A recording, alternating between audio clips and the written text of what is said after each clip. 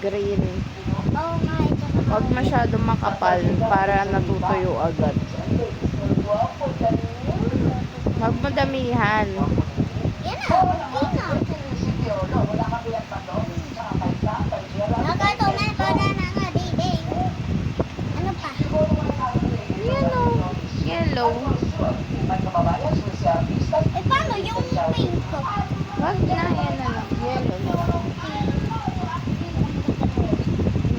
Huwag sobrang kapal. Ayan naman, nalagyan ko yung ano, dito. Ikakalat mo nga.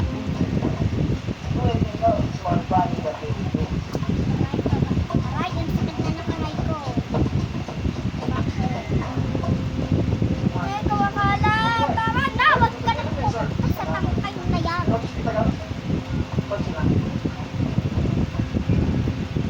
Huwag mo kasi itabing ano mo, pantay mo.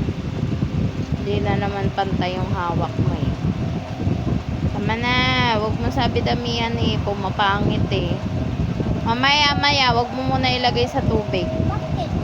Eh kasi basta ano pa eh. O, tatapon.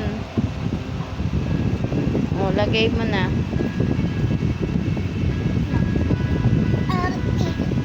Lagay mo na dyan. Ilubog mo muna sa tubig. Wag ka muna i-shake. Mm.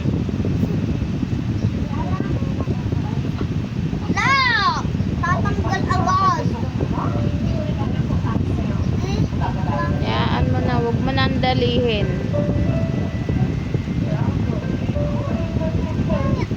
Umalis ka dyan.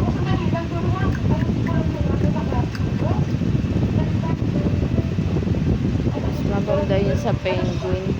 Oo nga, ayos na, ayos na. Hawakan ko. Ayan, ang tumaba na siya lalo. Di ba mataba yung penguin? Tumigas na. Eh? Tumigas na. Yung alin? Yan. Ito? Hindi, yung penguin, matigas na yung ano niya. Para siyang may tubig sa loob.